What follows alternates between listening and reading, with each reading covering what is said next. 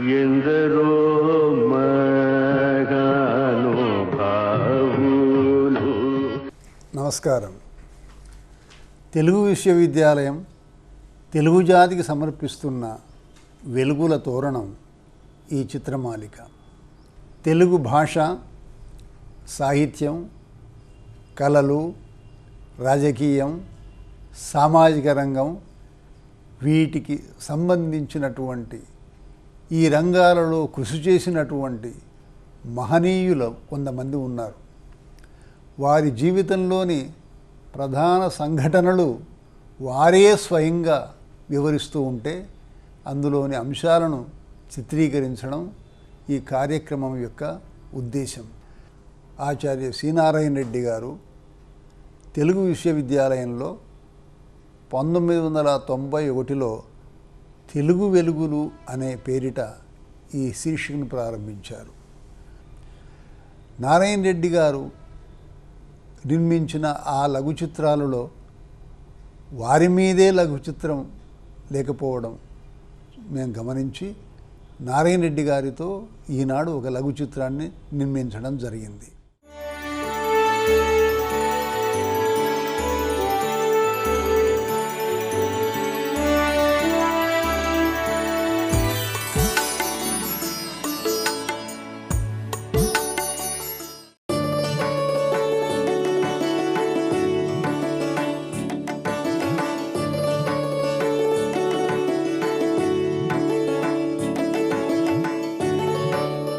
మహోన్నత వ్యక్తిత్వం, మహోజ్వల కవిత్వం, ఈ రెండింటి సమాహారం డాక్టర్ సి నారాయణ రెడ్డి జీవన ప్రస్థానం. ఆయన పాటలు వినాలని, ఆయన మాటలు వినాలని ప్రతి తెలుగు వ్యక్తి కలగంటారు. హిమాలయోన్నతమై సద్యశో విలసితమై తెలుగు భాషా సాహిత్య నందనోద్యాన వికసిత సహస్రదళ కుసుమమై అలరారే ఆయన పేరు సినారే. విశ్వకవిగా ఎదిగిన విరాణమూర్తి జన్మస్థలం కరీంనగర్ జిల్లా నాటి సిరిసిల్ల తాలూకా హనుమాజిపేట. ఈ నేలమీద ప్రభవించి ఈ మట్టిలో ఆడిపాడిన బాలుడు తరువాతి కాలంలో యావత్ ప్రపంచాన్ని తన మాటతో, పాటతో, రూపంతో, ఆహార్యంతో ఆకట్టుకున్నారు. తెలుగు మూర్తి ఇలా ఉండాలని, తెలుగు కీర్తి ఇలా ఉండాలని నిరూపించారు. అంతటి మహాకవి ఈనాడు తాను పుట్టి పెరిగిన ఇంట్లో మనతో తమ జ్ఞాపకాలను పంచుకోవడం అరుదైన సన్నివేశం. కరీంనగరం జిల్లా సిరిసిల్ల తాలూకాలో హనుమాజిపేట అనే గ్రామంలో పుట్టాను. మా తల్లిదండ్రులు బుచ్చమ్మ, మల్లారెడ్డి. మా అమ్మకేమో నేను వ్యవసాయం చేయించుకుంటూ కూర్చోవాలి ఇంట్లో అని. మా నాయనకి ఏమిటంటే సిరిసిల్ల తాలూకాకు తహసీల్దార్గా రావాలి అని ఆయన ఆకాంక్ష. సిరిసిల్లకు వెళ్ళి చదువుకోవాలి 4వ తరగతి. మా అమ్మతో చెబితే, అయ్యో బిడ్డ నీకెందుకు చదువు, నీకు మంచిగా కాలు మీద కాలేసుకొని వ్యవసాయం నడిపించుకుంటే సరిపోతుంది, నువ్వు పోయి ఎక్కడికో పోయి చదువుకోండేందుకు వద్దు అంది. అప్పుడు నాకు చటుక్కున ఒక పౌరుషం వచ్చింది. నేను వెళ్లకుండా మా అమ్మ ఆపింది అని నా తోటివాడితో మా ఊరికి కొంచెం దూరంలో ఒక 2-3 కిలోమీటర్ల దూరంలో పెద్ద బావి ఉంది, మోట బావి. ఈత రాదని తెలిసి కూడా అక్కడికి వెళ్ళి కళ్ళు మూసుకొని దూకాను. నాతో పాటు వచ్చిన వాడు అతను రైతు బిడ్డే. అయ్యో బాబు బాబు బాబు మునిగిపోతామని అతను దూకాడు. దూకి నా చేయి పట్టుకొని పైకి లేపి మా ఇంటికి తీసుకొచ్చి, ఇగో బాపు బావిలో ఫలానా బావిలో దూకిండు, నేను తీసుకొచ్చిన. ఒక్క కొడుకును అపారమైన గారాము. అయ్యో బిడ్డ ఎందుకు దూకినావు అని దగ్గర తీసుకుంది. నాకు సిరిసిల్లకు పోయి నేను చదువుతానంటే నువ్వు వద్దన్నావు, నేను చదువుతా పోతా అన్నాను. సరేలే అని అప్పుడు ఉర్దూలో చేరాను. మొదటి నుంచి నాకు ఏ భాష అయినా ఉర్దూ అయినా, అప్పటికి ఇంగ్లీష్ రాలేదు ఇంకా, ఉర్దూ భాష, తెలుగు అయినా ఈ రెండు భాషల్లో సమానమైన ప్రవేశం ఉండేది. అలా నారాయణరెడ్డి మకాం సిరిసిల్లకు మారింది.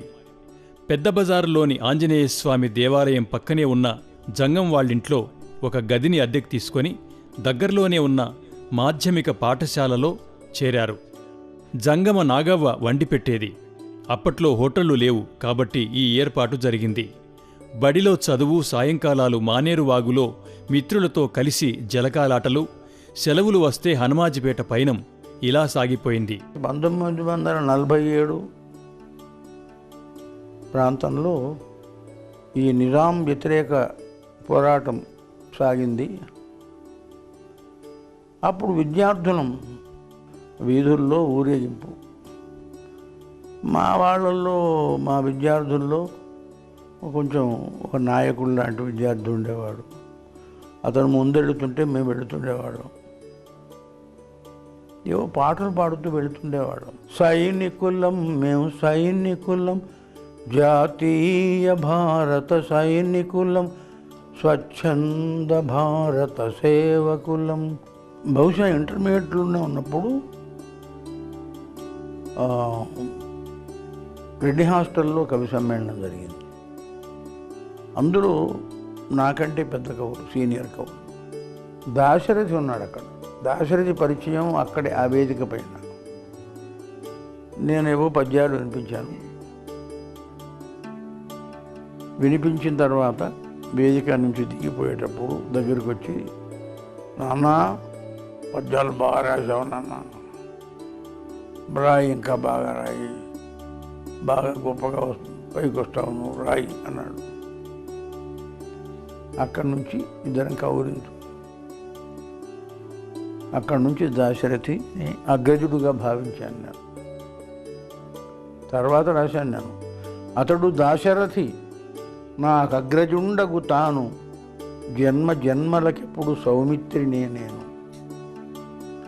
కావ్య రచనా వైశిష్ట్యం, దానికి తోడు అనితర సాధ్యమైన కావ్య విలక్షణ గానరీతిని ప్రవేశపెట్టినవారు డాక్టర్ సి నారాయణరెడ్డి. ఎందరో ముఖ్య వ్యక్తులు సినారె, నాగార్జున సాగర కావ్య గాన గోష్ఠులను ఏర్పాటు చేసి విని పరవశించారు.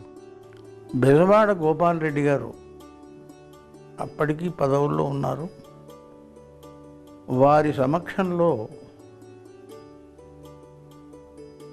నేను కావ్యగానం చేశాను. హిందీ దక్షిణ భారత హిందీ ప్రచార సభ వాళ్ళు ఏర్పాటు చేశారు. అది ఆయన మెచ్చుకున్నాడు. ఆ వార్త వచ్చింది. అంటే అప్పుడు బూరుగుల రామకృష్ణరావు గారు తన ఆంతరంగిక కార్యదర్శిని పిలిచి, ఏమండి, నారాయణరెడ్డి అని మన పిల్లవాడట, మనవాడు బెజవాడ గోపాలరెడ్డి గారు వచ్చి మెచ్చుకున్నారు, ఏదో కవిత్వం రాస్తాడట బాగా, మనం ఇక్కడ ఏర్పాటు చేద్దామని షామంజిల్ అప్పుడు అక్కడ ఏర్పాటు చేశాడు. తర్వాత రాశాను ఒక చోట, నానాగార్జున సాగర గాన తరంగాలలోన షామంజిలు నల్లనాడు స్నానము చేయించినావు అని బూరుగుల రామకృష్ణరావు గారిని ప్రస్తుతిస్తూ రాసింది. అక్కడ నేను గంటన్నర పాడాను మొత్తం కావ్యం. 1954లో తెలుగు అధ్యాపకులుగా చేరారు సినారె. నిజాం కళాశాల, సికింద్రాబాద్ కళాశాల, ఆర్ట్స్ కళాశాలల్లో 3 దశాబ్దాల పాటు తనివి తీరా తెలుగు భాషా సాహిత్యాలను బోధించారు. డాక్టర్ సి నారాయణరెడ్డి గారితో నాకు కొంత ప్రత్యేకమైన అనుబంధం ఉంది. ఎంఏ విద్యార్థిగా నేను వారి బోధనా వైశిష్ట్యాన్ని గమనించి స్ఫూర్తి పొందాను. నారాయణరెడ్డి గారు ప్రాచీన కావ్యాలను పాఠం చెబుతుంటే మహాపండితుడు అనిపించేవారు. ఆధునిక కవిత్వాన్ని పాఠం చెబుతుంటే ఆయన ఒక వినూత్నమైన సాహిత్య దూతగా మాకు కనిపించేవారు. పద్యాలు, నాటికలు, గేయ నాటికలు, గేయ కథాకావ్యాలు, వచన కావ్యాలు, అనువాదాలు, గజళ్ళు, ప్రపంచ పదులు, ముక్తకాలు, రూపకాలు, దీర్ఘ కవితలు ఇలా ఎన్నో ప్రయోగాలు చేశారు. తెలుగులోనూ ఉర్దూలోనూ గజళ్లు రాసి బాణీలు కట్టి స్వయంగా అత్యంత మధురంగా గానం చేశారు. అచ్చమైన గజల్కు ఉండవలసిన లక్షణాలన్నింటినీ అందులో కేంద్రీకరించారు. మొట్టమొదటి ఇందులో గజలు: నా హృదయం చెలించిపోగానే నడకలు నేర్చుకుంది ఆకాశం, నా హృదయం చెలించిపోగానే నడకలు నేర్చుకుంది ఆకాశం, తనలో తాను నీడ చూసుకొని తననే తడిపి ఆరవేసుకొని ఎదలో తనకు చోటు చాలదని పెదవిని చేరుకుంది దరహాసం. కవిత్వమే నన్ను మనిషిగా నిలిపింది. నాలోని మానవత్వం కవిత్వం అతిశయింపజేసింది.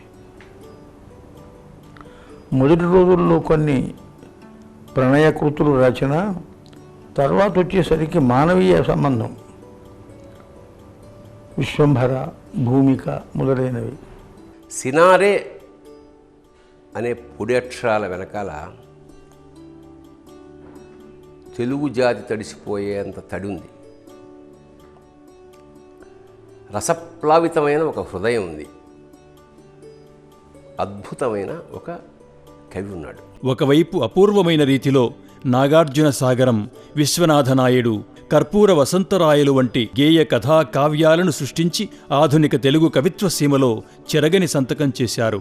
మరొకవైపు వచన కవితా మార్గాన్ని ఎంచుకొని మంటలు మానవుడు, తేజస్సు నా తపస్సు, ఉదయం నా హృదయం, అక్షరాల గవాక్షాలు, విశ్వంభర వంటి అద్భుత వచన కావ్యాలను సృష్టించి అందులోనూ తమ ప్రత్యేకతను నిలుపుకున్నారు. భారతీయ సాహిత్యంలో అత్యున్నతమైన జ్ఞానపీఠ పురస్కారాన్నే అందుకున్నారు. సినారె గేయకృతులు ఇతర కవుల పద్యకావ్యాలకు ప్రత్యామ్నాయంగా సర్వసమగ్ర కావ్యాలుగా రూపొంది తెలుగు కవిత్వరంగంలో ప్రత్యేకమైన గౌరవాన్ని పొందాయి. ఒక కావ్యానికి, ఒక పద్యకావ్యానికి కావలసినంత సరంజామ, కావలసిన వాతావరణం, ఆ పరిస్థితులు కల్పించుకొని కథ రాసుకొని ముందు నాగార్జున సాగరం. ఇది నేను ఈ కావ్య రచన వేసవి సెలవుల్లో మా ఊరికెళ్ళి, ఇప్పటికి గుర్తు నేను మర్చిపోలేను, మా ఇంటి పక్కనే, మా అంగణంలోనే, మా ఇంటి పక్కన జామ చెట్టు ఉండేది. ఆ జామ చెట్టు కింద కూర్చొని ఎండాకాలం ఈ కావ్య రచన చేశాను నేను. ఒక వారం రోజుల్లో కావ్యం పూర్తయింది. ఏ కావ్యానికైనా దాని ఆవిర్భావం వెనుక తెలియని కథ ఏదో ఉంటుంది. కర్పూర వసంతరాయలు ఆవిర్భావం వెనుక కూడా అలాంటి కథే ఉన్నది. హిస్టరీ ఆఫ్ రెడ్డి కింగ్డమ్స్ అని మేము ఎంఏ విద్యార్థిగా చరిత్ర విభాగంలో మల్లంపల్లి సోమశేఖర్ శర్మ గారు రచించిన ఆ గ్రంథం చదవడం జరిగింది. ఒక 1/2 పేజీలో ఉంది. కుమారగిరి రాయలని, కుమారగిరి రెడ్డి, కుమారగిరి రాయలు అనే ప్రభువు కొండవీటి రెడ్డిరాజు ఉండేవాడని, ఆయన లకుమ అనే ఒక నర్తకిని ప్రేమించి తన ఆస్థాన నర్తకిగా చేసుకున్నాడని. అంతే. నాకు పాత్రల వైవిధ్యం బాగా నచ్చింది.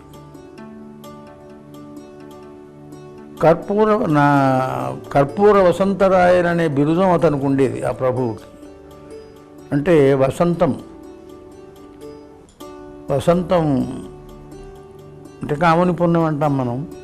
వసంతం రాగానే ఈ రంగులను చల్లుకుంటూ పండగలు చేసుకునేవారు.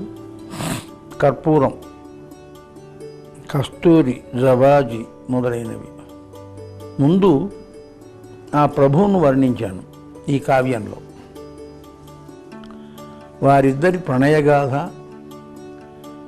చివరికి ఆ లకుమ ఆత్మత్యాగం, అది పతాక సన్నివేశం. ఎత్తుకోవడమే నేను ఇది పద్యకావ్యాల రచించిన ధోరణిలో గేయకావ్యం. నా పైన ఆ రోజుల్లో శ్రీనాథుని ప్రభావం అధికంగా ఉండేది. జయ జయ సమగ్రాంధ్ర సర్వం సహాభార సంభరణ శేషాహి రూప పరిపంథి నృపతి దౌర్బల కంధి మంథనాపర మందరాద్రి స్వరూప జయ జయ కళా దుగ్ధ సాగర మనోముగ్ధ సంపూర్ణ చంద్రమూర్తి సురసరిన్మందార సుమగరున్నీహార పరిహసన్మంజు కీర్తి. నారాయణరెడ్డి కవిత్వం ప్రాంతాలు పరిధులకు అతీతమైన సందేశాన్ని ప్రతిబింబిస్తుంది. ప్రగతిశీల మానవతావాదం తన కవితా సిద్ధాంతమని సగర్వంగా చెప్పుకున్నారు సినారె. నాకు పాట రాయడం ఇష్టం, పాఠం చెప్పడం ఇష్టం.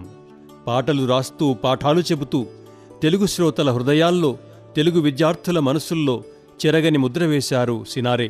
పాటయందె నా ప్రాణాలు కలవని పరవశంతో పలవరించిన కవివరేణ్యుడు ఆయన. తెలుగే ప్రాణం. తెలుగు పాఠమన్నా తెలుగు పాటన్నా అత్యంత మమకారం. నేను అధ్యాపకుడుగా చేరిన తర్వాత ఆకాశవాణి నుంచి పిలుపొచ్చింది.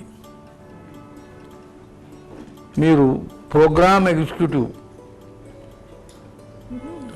మంచి పదవే, మీరు ఆకాశవాణిలో ప్రోగ్రామ్ ఎగ్జిక్యూటివ్గా చేరండి, మీకు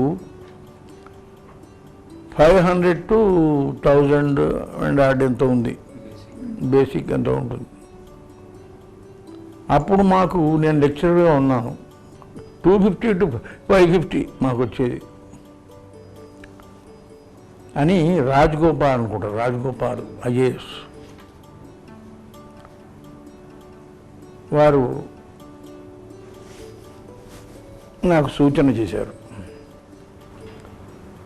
అంటే కృతజ్ఞతలు చెప్పి నేను ఒప్పుకున్నానండి. ఏమైంది, నాకు పాఠం చెప్పడం నేను తన్మయుడిని అయిపోతాను అందులో. నాకు ఈ ఎగ్జిక్యూటివ్ ఈ పనులు నాకు ఒంటికి సరిపోవు, ఏమొద్దు, క్షమించాలని చెప్పి వచ్చేసాను. కవిగా తెలుగు నేలను ఏలుతూ కవిత్వమే సర్వస్వంగా భావిస్తూ తాదాత్మ్య భావనలో ఉన్న సినారె పరిశోధన వైపు మళ్లిన ఘటన ఆసక్తికరమైంది. తిరుపతి వెంకటేశ్వర కళాశాల విశ్వవిద్యాలయం కాదు, ఏర్పడలే ఇంకా, శ్రీ వెంకటేశ్వర కళాశాల అని మహాకవి దేవులపల్లి కృష్ణశాస్త్రి గారిని నన్ను పిలిచారు. సరే, సమావేశం అయిపోయింది. తర్వాత బయటకు వచ్చి అలా నడుస్తున్నాం. అప్పటికి ఆయన గొంతు సరిగానే ఉంది. నారాయణ రెడ్డి గారు, మీరు ఎంఏ అయిన తర్వాత ఏం చేస్తున్నారంటే లెక్చరర్గా ఉన్నాను. మీరు పరిశోధన చేయాలి అంటే అనుకోలేదండి. అంటే లేదు, చేయాలి. పరిశోధనాంశం నేను సూచిస్తాను. ఇంగ్లీష్లో convention and revolt in English poetry అని ఒక పుస్తకం ఉంది. దాన్ని తీసుకొని చదవండి మీరు. దానికి అనుగుణంగానే సంప్రదాయం, కన్వెన్షన్, రివోల్ట్ అంటే తిరుగుబాటు అనే అర్థం వచ్చేటట్టుగా మీరు మీ పిహెచ్డి సిద్ధాంత గ్రంథ రచన చేయండి అని చెప్పాడు. సరే అనుకున్నాను నేను. అంతటి వాడు సూచించినప్పుడు మనం ఊరుకోకూడదని నాలో పరిశోధన పౌరుషం పెరిగింది. సృజన పౌరుషం ఉండేది ఇంతవరకు కావ్య రచన. ఆధునికాంధ్ర కవిత్వంలో సంప్రదాయములు ప్రయోగములు, tradition and experiment in modern Telugu poetry. తర్వాత కలిసినప్పుడు వారితో చెబితే బాగుంది అన్నాడు ఆయన. అని ఒక 3-4 సంవత్సరాలు అవిరళ కృషి చేశాం. సినారె సినీ గీత రచనా యాత్ర అర్ధశతాబ్ద కాలం అనంతంగా సాగింది. ఏ మహానది అయినా ఎక్కడో ఒక పాయగా ప్రారంభమవుతుందన్నట్లే ఈ మహాకవి సినీ గీత రచనా ప్రస్థానం కూడా అలాగే ప్రారంభమైంది. ధ్వన్యనుకరణ చక్రవర్తి డాక్టర్ నేరెళ్ల వేణుమాధవ్, అతడికి సినిమాల్లో ప్రవేశించాలనే ఆకాంక్ష ఉండేది. కలిసి ఉంటే కలిసి సుఖం షూటింగ్ సారథి స్టూడియోస్ వారిదే జరుగుతుంది. అక్కడ ఆ స్టూడియోలో షూటింగ్. ఎన్టీఆర్ పరిచయం చేద్దామని తీసుకెళ్ళాను. గుమ్మడి గారు చెప్పారు, విశ్వనాథ నాయుడు లాంటి కావ్యం చాలా గొప్ప కావ్యం అని.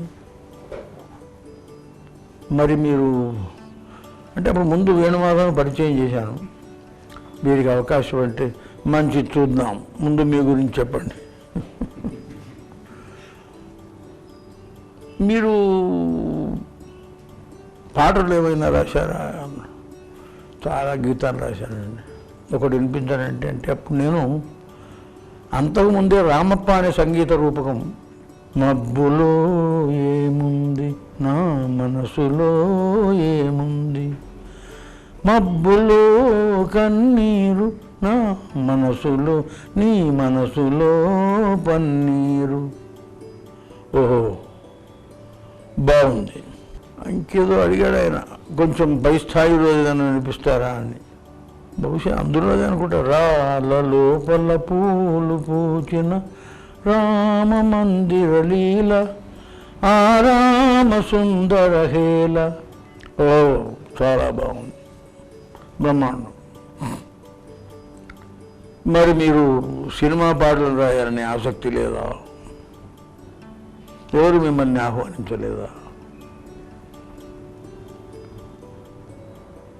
రిపబ్లిక్ సీతారాం అనే చిత్ర నిర్మాత పెళ్లి సందడి అనే చిత్రం తీస్తూ నాగేశ్వరరావు గారు కథానాయకుడుగా ఒక యువల గీతం డ్యూయట్ రాయమన్నారు. ఒక్క పాట. నేనున్నాను మొట్టమొదట నేను సినీ రంగ ప్రవేశం మొత్తం పాటలతో చేస్తాను తప్ప ఒక్క పాట రాయనండి. అయ్యో అన్నీ అయిపోయినాయి అన్నాడు. ఎన్టీఆర్ నటించిన సుభాష్ రాముడు ఒక యువల గీతం రాయమని, అక్కడ అదే జరిగింది. చెప్పాను ఒక గీతం రాయండి నేను. సరే అయిపోయింది. ఓహో అయితే మేము అన్ని పాటలు రాయిస్తే మీరు రాస్తారా? తప్పకుండా. నేను మళ్ళీ వచ్చే నెలలో రాబోతున్నాను. మా తమ్ముడితో మాట్లాడి, నిర్మాత ఆయన, ఎప్పుడు తమ్ముడు అంటే అపారమైన ప్రేమ, ఆయన వాత్సల్యం, త్రివిక్రమరావు. గులేబకావడి కథ అనే చిత్రం తీయబోతున్నాం. ఒక పద్యం మాత్రం సముద్రాల జూనియర్ రాశారు. 10 పాటలు ఉన్నాయి. ఆ 10 పాటలు మీరు రాయాలి. నేను వివరాలు తర్వాత చెప్తాను. వెళ్ళారు. సరే అన్నాం. పాట రాయడానికి తొలిసారిగా మద్రాసుకు చేసిన ప్రయాణం ఈ కవి సార్వభౌమునికి నట సార్వభౌముడు పలికిన హార్దిక స్వాగతం చిరస్మరణీయం. మద్రాసు రైల్వే స్టేషన్కి చేరుకుంది రైలు. ప్లాట్ఫామ్ మీద ఎన్టీఆర్ నిల్చొని ఉన్నారు, ఒక దండ పట్టుకొని. వారి వెనక వారి తమ్ముడు త్రివిక్రమరావు గారు, తమ్ములు గారు, పునరికాక్షయ్య నిర్మాత, బలరాం, ఆయన బలగం, రండి రెడ్డి గారు రండి. బయటికి వెళ్ళగానే ఒక చిన్న కారు ఉంది, దాని వెనక పెద్ద కారు ఉంది. రెడ్డి గారు, ఇది మారిస్, నేను సినీ నటుడుగా కొన్న మొట్టమొదటి కారు. ఇదంటే నాకు సెంటిమెంట్. మీరు ఇందులో కూర్చుంటారా లేక వెనక మా తమ్ముడి కారు ఉంది పెద్దది, అందులో కూర్చుంటారా? నేను అన్నాను, మీ సెంటిమెంటే నా సెంటిమెంట్. సినారె అనే మహాకవి నివసించే ఆ ఇల్లు ఒక మమతల నిలయం. ఆయన మాటల్లోనే చెప్పాలంటే, నలుగురు కూతుళ్లను కన్నారు, వారి కోసం నలుగురు అల్లుళ్లను కనుగొన్నారు. కూతుళ్ళు, అల్లుళ్ళు, మనవలు, మనవరాళ్ళు, మునిమనవలు, మునిమనవరాళ్ళు. అది 4 తరాల ఉమ్మడి కుటుంబం. కవిత్వాదర్శమేగాక జీవితాదర్శాన్ని నిలిపిన మహాకవి, మహావ్యక్తి సినారె. ఒక సూర్యుడి గురించి, ఒక చంద్రుడి గురించి మాట్లాడాలంటే ఏం మాట్లాడాలో తెలియని పరిస్థితిలాగానే నారాయణ రెడ్డి గారి గురించి ఏం మాట్లాడాలి? ఆయన మేరు పర్వతం లాంటి ఒక మనిషి, ఒక మహాకవి, అన్నిటికీ మించి ఒక గొప్ప వ్యక్తి. నన్ను దోచుకొందువటే, నన్ను దోచుకొందువటే వన్నెల దొరసాని, కన్నులలో దాచుకొందు నిన్నే నా స్వామి, నిన్నే నా స్వామి. మా జమునమ్మ నా మొదటి చిత్రం గులేబ కావళిలో నన్ను దోచుకుందు బట్టే పాటకి మా జమునమ్మ ఆ పాటకి నటించింది అని ప్రతి సభలో చెప్తుంటారు. ఏకవీర చిత్రం కోసం సినారె రాసిన పాటలు సాహిత్య విలువల పరంగా, సన్నివేశగతంగా ప్రేక్షకుల ప్రశంసలందుకున్నాయి. నీటిలో ఆరాజు నీడ నవ్వెను నీడు తోటలో నారాజు తొంగి చూసెను నాడు. జ్ఞానపీఠ పురస్కార గ్రహీత విశ్వనాథ నవల ఆధారంగా నిర్మించిన చిత్రంలో మరొక జ్ఞానపీఠ పురస్కార గ్రహీత అయిన సినారె అరుదైన రీతిలో మాటలు రాయడం, అద్భుతమైన పాటలు అందించడం చిరస్మరణీయమైన విషయం. తెలుగు సినీ గీత రచనలో ప్రబంధ శైలిని ప్రవేశపెట్టిన ఘనత డాక్టర్ సినారెకే దక్కింది. చెల్లెలి కాపురం, మహాకవి క్షేత్రయ్య, మనుషుల్లో దేవుడు, దానవీర శూరకర్ణ ఇలా ఎన్నో చిత్రాల్లోని పాటల్ని ఉదాహరించవచ్చు. చిత్రం ఆయ్ భళా రే విచిత్రం, చిత్రం అయ్యా రే విచిత్రం, నీ రాచనగరుకు రాజును రప్పించుటే విచిత్రం. నాన్నగారు నారాయణ రెడ్డి గారి కాంబినేషన్లో వచ్చిన పాటలు ఎన్నో గొప్ప గొప్ప పాటలు ఉన్నాయి. అది సాలూరు రాజేశ్వర గారి తనయులుగా నాకు వారితోటి ఎక్కువ అనుబంధం లేకపోయినా కొద్ది సినిమాలకి నాకు కూడా నారాయణ రెడ్డి గారి పాటలు రాయటం జరిగింది. అరుంధతి సినిమాకి చివరి సినిమాగా నాకు వారు రాసినటువంటి పాట. ఇది నా సంస్థానం, జాగ్రత్త.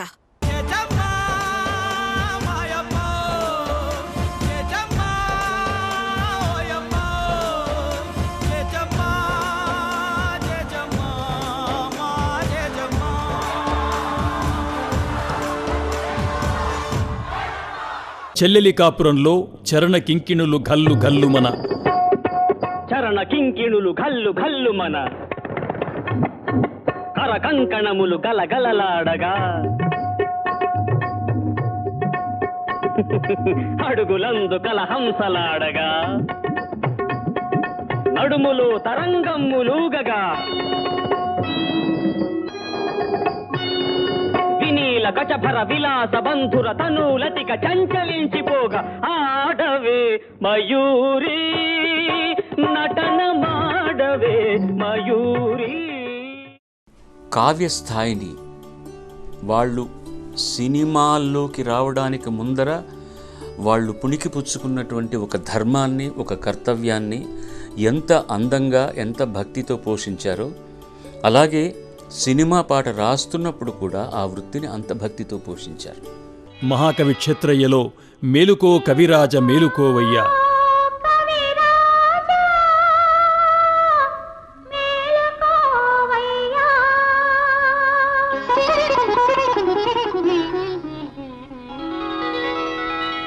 మేలుకో కవిరాజ మేలుకో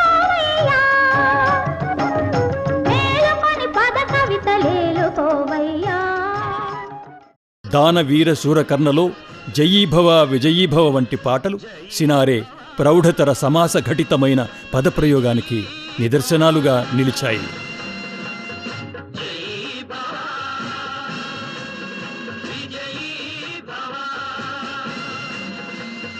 తెలుగు సంస్కృతి గొప్పదనాన్ని తెలిపే ఎన్నో గొప్ప పాటలను డాక్టర్ సినారే అందించారు. నదీ తీరాలలో వెలిసిన సాహిత్యం, సాంస్కృతిక వైభవం, చారిత్రకమైన కీలక ఘట్టాలను తమ గీతంలో నిక్షిప్తపరిచి అజరామరంగా నిలిచిపోయే గీతాలను సృష్టించారు. సంగీతపరంగా కూడా ఆ పాటలు ఎన్నో మార్లు విన్నా తరిగిపోని తీయదనానికి గనులుగా నిలిచిపోయాయి. అలా చెప్పుకోదగ్గ పాటల్లో ఆడవే జలకమ్ములాడవే ఒకటి. ఆడవే జలకమ్ములాడవే, ఆడవే జలకమ్ములాడవే, కలహంసలాగా జలకన్యలాగా, కలహంసలాగా జలకన్యలాగా ఆడవే.